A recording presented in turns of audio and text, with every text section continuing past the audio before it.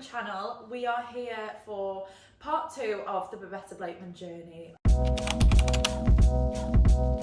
As we mentioned in the last video, we are going to be talking about manufacturing today. So we're basically going to be going through from first samples to today's samples, what's happened, what problems we've had with manufacturers, and where we're going to be heading. So stay tuned.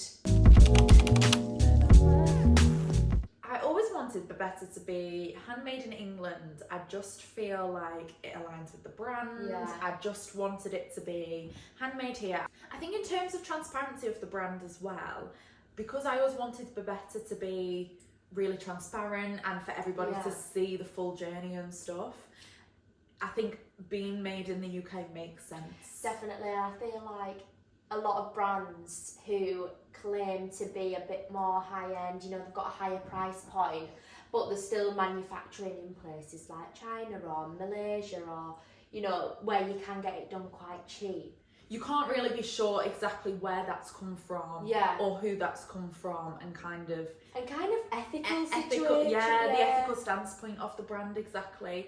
And I think over here it's much easier to sort of visit the manufacturer, check that things are running smoothly, going smoothly. It can be a lot more hands-on with it being in England. You know, you've got more of a say in what the outcomes are, and especially because the process it might take a bit longer with less people actually, you know, being able to produce the product. It'll take less time because you can just go visit it in the UK rather than catching a flight to go see samples, kind of thing. Yeah. Anyone out there, if you've got a clothing brand, you're gonna know the struggles. Like, finding a manufacturer is hard. Yeah. It's still a work in progress, I'm not gonna lie. I was gonna say, it's taken a few times and it's still not 100% there. I think there's a lot of trial and error. I think as well, when you're first working with a manufacturer, obviously there's a lot of lessons like that I've learned along the way, things that you should look out for in a manufacturer, or red flags in a manufacturer. We don't want red flags. No more red flags. What year was it when you first got the first sample? When I first started sampling, I think it was the back end of 2021. I definitely didn't get the samples till 2022. Right. I'd gone with a manufacturer that I'd just found online from Google searches. They were based in Tottenham, I think, in London. Right. Yeah, I used to travel down there a little bit and go through things, pick some fabrics, that sort of thing. When the samples came back, I just wasn't happy with the quality. I think just the way that things had been sewn, or the end sample as opposed to how I'd sort of pictured it and things, wasn't quite it. We will insert videos and clips of sort of samples and things.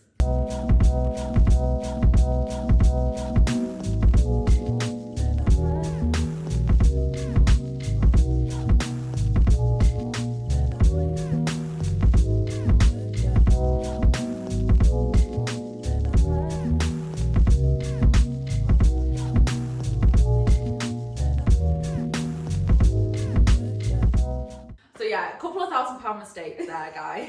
I know, well, it's just a learning curve in it, and I feel like you're never going to know that you would want to produce with them unless you did get the samples. So, like you say, it's just expensive, isn't it? Yeah. It's just an expensive. I think obviously samples are always going to be pretty expensive. Getting sort of one piece of anything is expensive. Yeah. And then needing changes, needing more samples and things. It's an expensive process anywhere that you go. It's such like a gatekept, is that the right word? Like a gatekeeping community. I don't know what the word is, but it's secretive. Like nobody shares who their manufacturer is, how they found them, how much things cost. So when you're starting out, you go into it blind, and if somebody says it's £500 for this, or it's £50 for this, or whatever, you just pay it. You're just like, okay, like I've done a bit of research, you know, I've tried to gather what I can. I think that's about right, but I'm not 100% sure, and you kind of go for it. Obviously, when they know that you're just starting out as well, unfortunately there are some companies out there and some people out there who will take advantage of that. I know, it's such a shame because it is just the way the world works. Like, people out there are just gonna take advantage of you, especially being young women. Something that you genuinely just learn along the way. Like, no one can prepare you for it.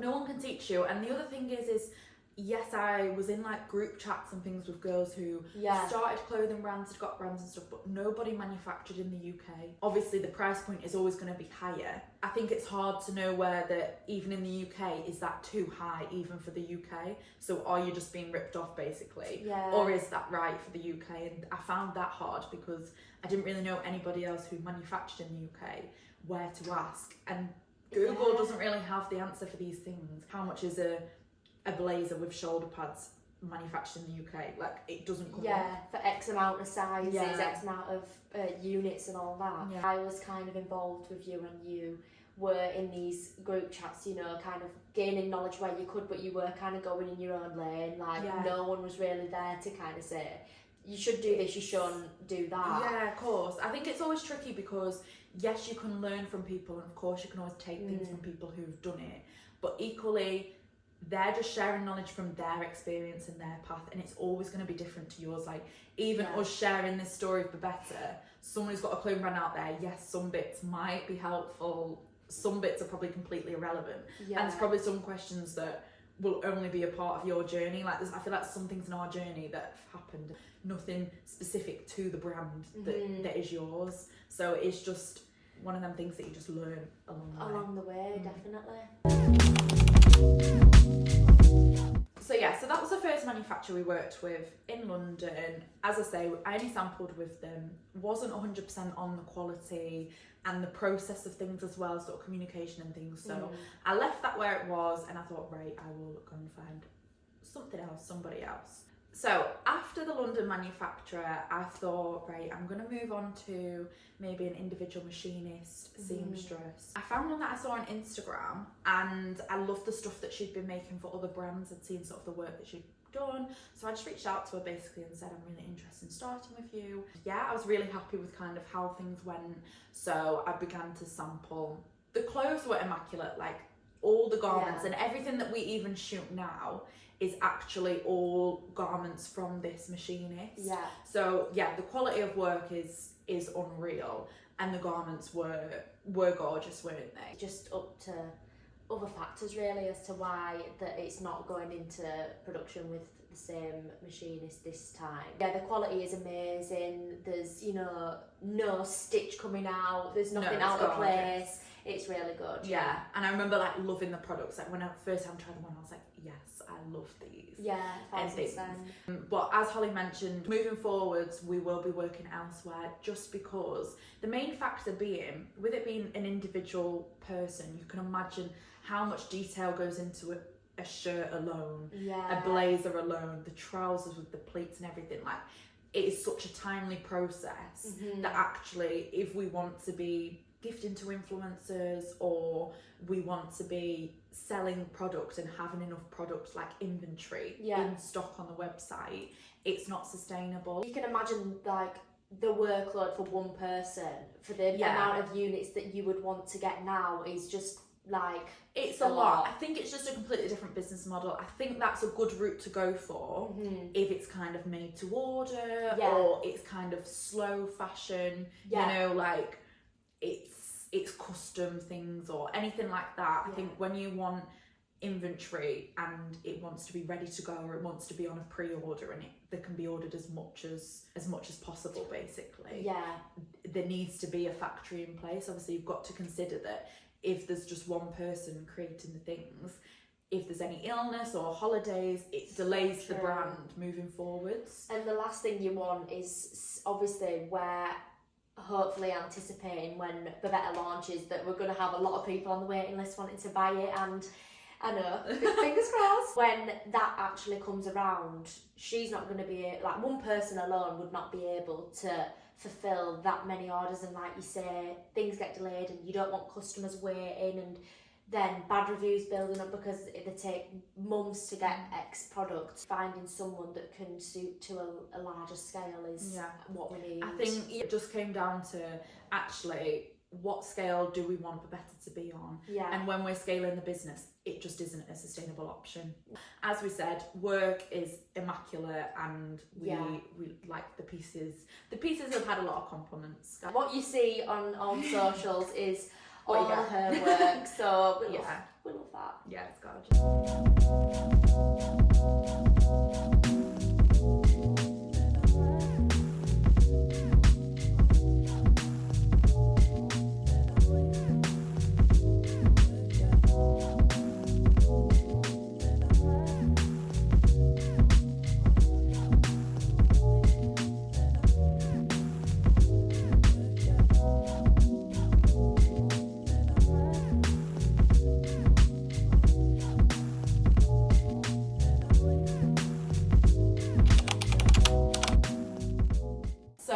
moving on from that manufacturer, since then we have looked at a few other manufacturers, factories around the UK, seeing what would work best and things. So been trying out a few options. We are currently, as I said in my recent vlog, we're currently just facing a bit of a delay, shall we say. We will enlighten you, I'm sure, about that at some point when we one can. day in another video. For now, it is just a work in progress. We are working as fast as we can to get these pieces made, produced to a quality somewhere that we're really happy with. Yeah, then we can sort of think about relaunching Babetta Blakeman. Right now, it is just the website signing up to hear when we are next restocking. So if you do want to sign up, then there's a link in our Instagram bio, every bio. Yes, every bio ever, really. Just Google it. It's there. This is why we want to do these kind of videos, just to be fully transparent, that we want to perfect the product. I think it will be worth it in the end. Yeah, 100%. It's just the delays of starting a business, basically. Definitely. Fast forward a little bit. 21st of October 2022, the Babetta Launch Event. It was actually such a gorgeous night. It was. That is one of my favourite nights of my entire life, not to be dramatic, but it was at Harvey Nichols in Leeds. Obviously, hopefully one day, it's manifesting Babetta being sold in Harvey Nichols. And that will be full circle. A little cocktail menu with the Babetta names on, and I'll insert some photos, some clips of the night because it was amazing. You had a videographer to capture like everyone at the event, which the video's on YouTube actually. Yeah. So watch the launch event video. It was gorgeous, and I remember all the prep for that was so exciting. There was so many meetings. Yes. There was personalised balloons. Like, I actually was an events planner and I loved it. Oh my god. I absolutely loved it. Random things happen as well along the way, you know, where things just happen and it's like, oh my gosh, that's meant to be. I basically wanted a Babetta Blue cocktail. Yes. Because everyone got a drink on entrance basically, and I wanted it to be Babetta Blue because that's the colour of the brand. So anyway, there was one night after work and I went for a drink with one of my friends to be at one. And there was a blue cocktail on the menu, right? So good. And I ordered it. Unreal. Unreal. So I took a picture of the ingredients and I took it to the bar staff at Harvey Nichols and we're like, please, can you just make that?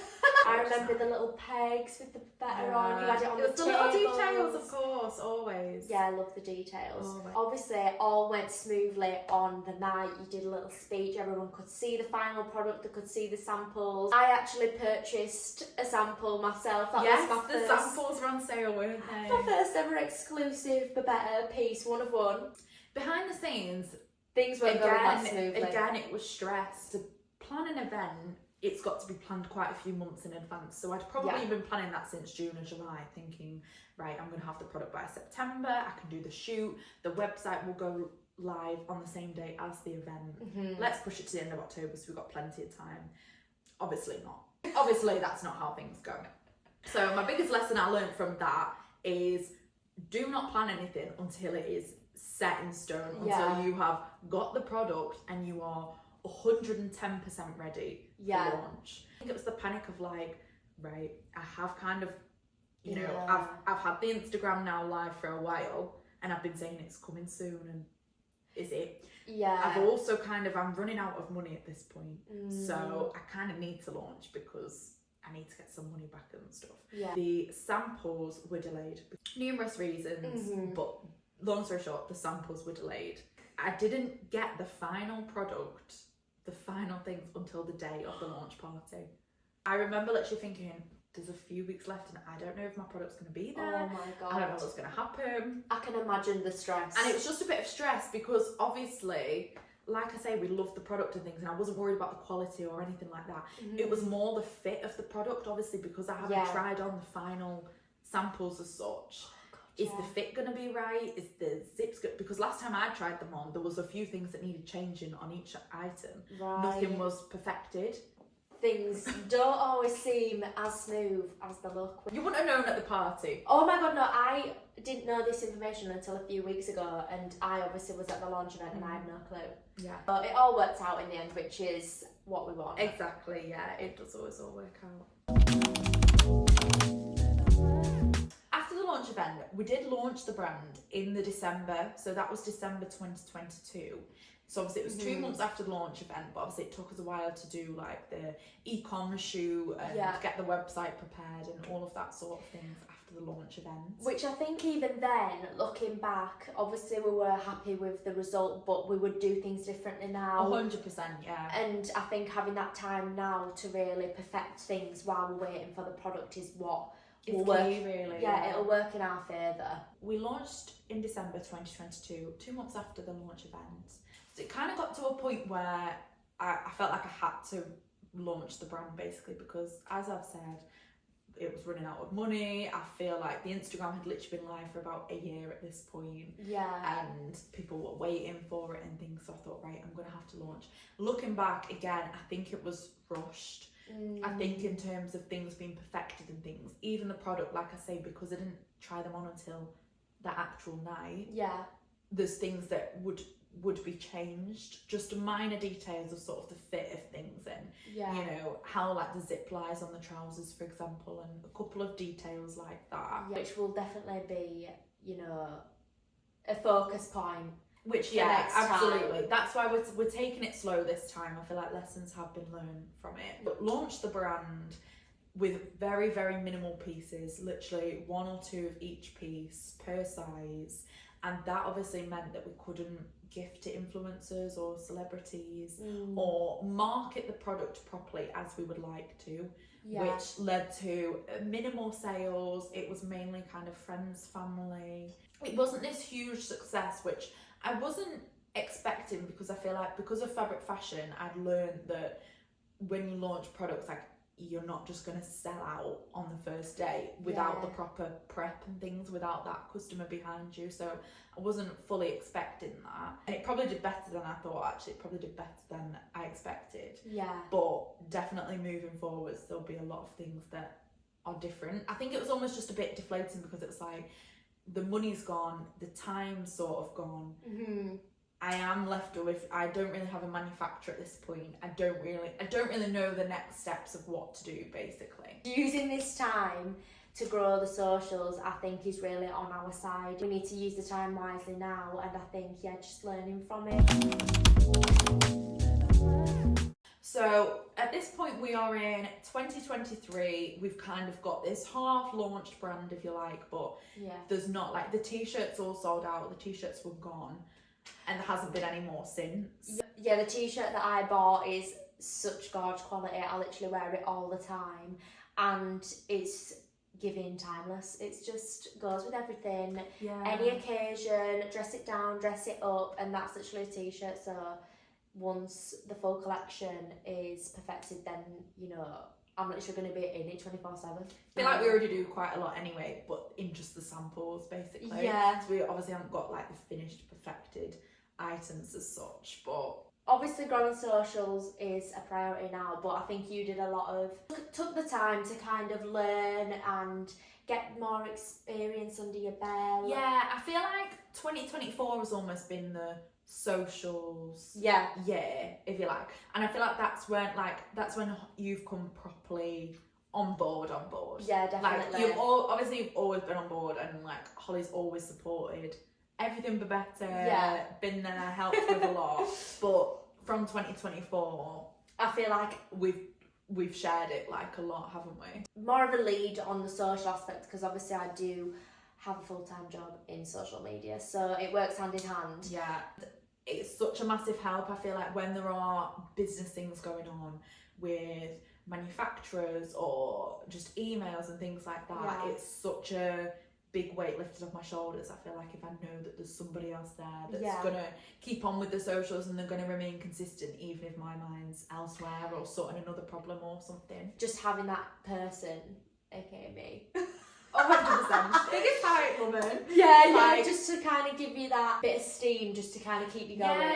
Because it is so hard doing it yourself. And CEOs, business founders out there will know that.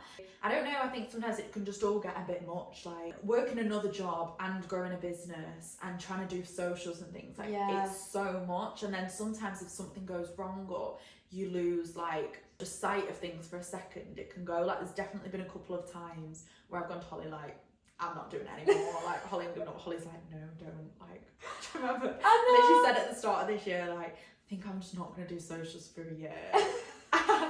and Holly, I think she nearly had a heart attack.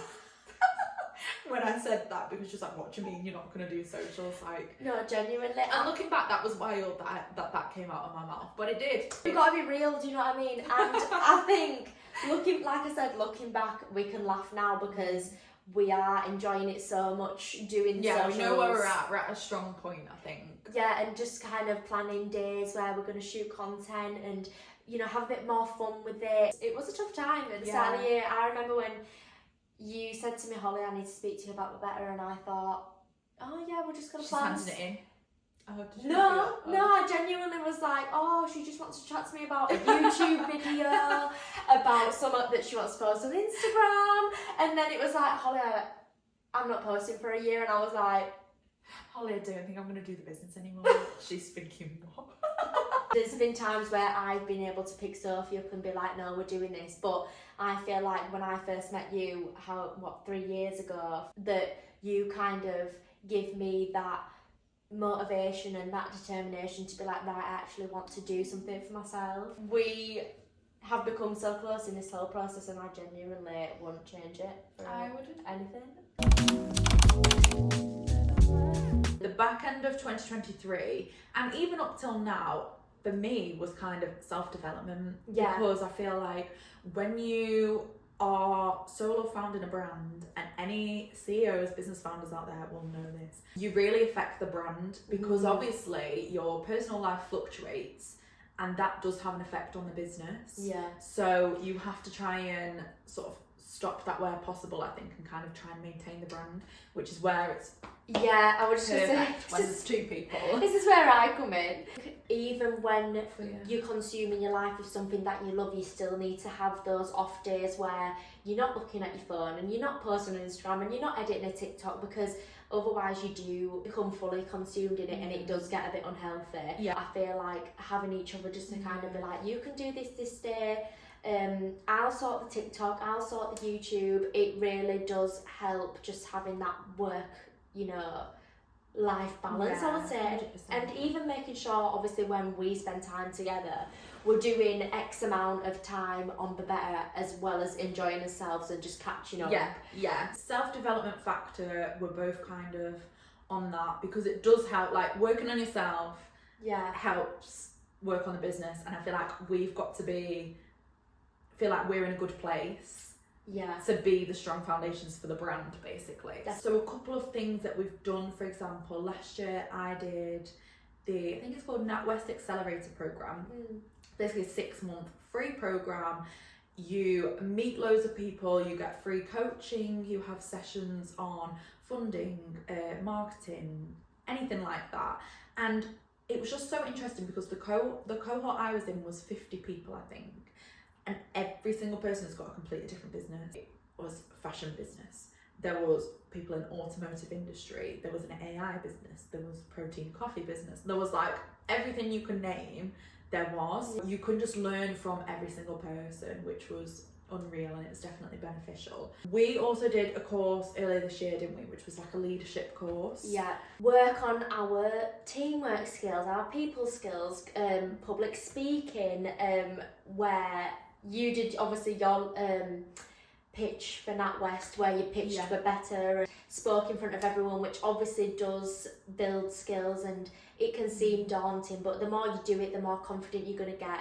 So that's why we kind of want to do these things together and be able to push each other, support each other. Yeah, definitely. I think going into that, and you know, being able to speak to people that were there, kind of network a little bit about, and tell them about Babetta, you know, get a few follows. So of course, always you've got to shout about your own thing. I know. I feel like it was really beneficial for us both to do that together. So definitely open to more things like that in the future. 2024. Yeah. Self-development and socials. We are in our self-development and social media era. We fully are. Okay, Okay, we are going to leave the video here, guys. That is part 2 of the Babetta Blakeman journey so far. So part 3, which is going to be coming out soon, we're going to go into a little bit more about what we do on social every day. So all the platforms that we're on, TikTok, YouTube, LinkedIn, how to maximise those, and where we want to be in the future. I think that's definitely something that we're going to touch on a lot in the next episode, as well as a bit of a fun one, the visionary event that happened in January. But yeah, if you have any questions for part 3, please leave them down below, and we will try and answer them as well if there's any details that we feel like are missing from the journey or anything else we haven't touched on. Don't forget to like and subscribe, guys, and we will see you in part 3. Bye! Bye!